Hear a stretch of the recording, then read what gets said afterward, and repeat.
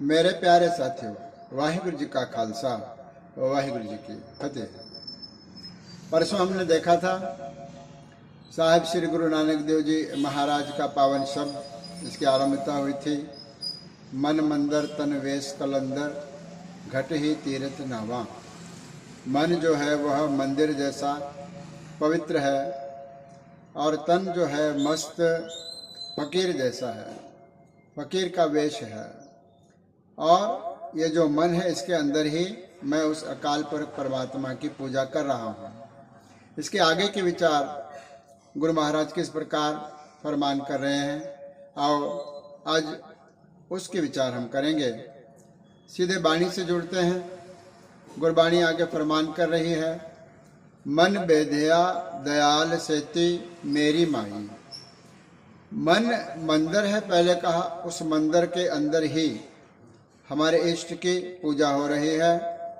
फिर कहते हैं कि ऐसे पवित्र भावों से मन बेधिया, जो हमारा मन है वह बेधिया गया, बिंधिया गया। कैसे? दयाल सेती, मन जुड़ गया। किसके साथ जुड़ा है? दयाल सेती। दयाल करते हैं दया करने वाला परमात्मा। उस परमात्मा के साथ मेरा जो मन है वह जुड़ गया, बिंधिया गया है। मेरी माई, मेरी माई है, मेरी माँ है, मेरी आध्यात्मिक सखी। मेरा जो मन है वह दया करने वाले परमात्मा के साथ जुड़ गया है। कौन जाने पीर पराई।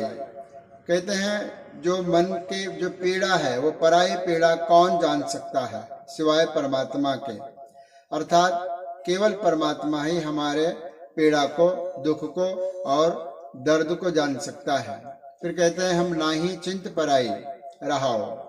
हम नाही चिंत पराई का अर्थ है कि हमें भी किसी और की किसी प्रकार की आशा नहीं है, चिंता नहीं है, केवल परमात्मा से आस है। यहाँ पर चिंत का अर्थ है आशा।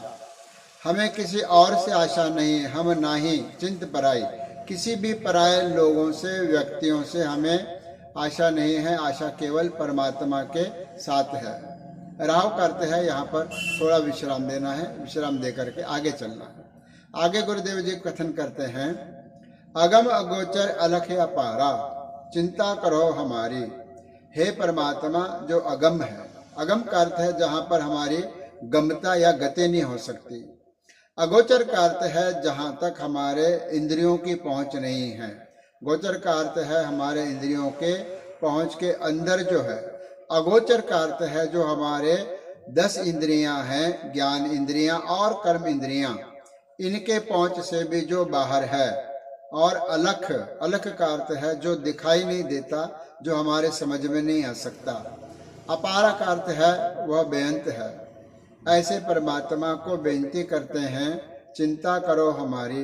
हे परमात्मा, हे अलख अगोचर, हे अपार परमात्मा, अगम परमात्मा, आप हमारी चिंता करो, क्योंकि कोई और नहीं कर सकता। क्योंकि आपकी जो परिपूर्णता है, सर्वव्यापकता है, वह कहाँ तक है? जल थल महियल भरपूर लीना, घट घट जोत तुम्हारी। जल का अर्थ है पानी, पानी में भी है परमात्मा आपका वास है। थल का अर्थ है पृथ्वी, धरती। परमात्मा आपका जो वास है वह धरती पर भी है। महियल, महियल का अर्थ है कि धरती में और पानी में, इनके बीच में और आकाश में। आकाश, धरती और पानी, इन तीनों भी जगहों पर आपका ही वास है। भरपूर लेना, तुम परिपूर्ण हो रहे हो। तुम लीन, लीन करते व्यापक हो रहे हो। तुम यहाँ पर लीन हो रहे हो, अर्थात तुम परिपूर्ण होकर सर्वव्यापक हो रहे हो। घट घट ज्योत तुम्हारी, प्रत्येक घट में। यहाँ पर घट का अर्थ है व्यक्ति का हृदय। हर एक शरीर और हर एक शरीर के हृदय में घट घट ज्योत तुम्हारी। ऐ परमात्मा, आपकी जो ज्योत है वह पसर रही है, वह व्यापक हो रही है। वह, उसका जो अस्तित्व है, उसके अस्तित्व के साथ ही उसका निवास हो रहा है, क्योंकि हर स्थान पर वही परमात्मा का स्वरूप विराजमान है। यहाँ पर 2 बंद समाप्त होते हैं। तीसरे बंद में गुरु महाराज क्या कह रहे हैं, इसके विचार हम परसों करेंगे। आज इतना ही। धन्यवाद।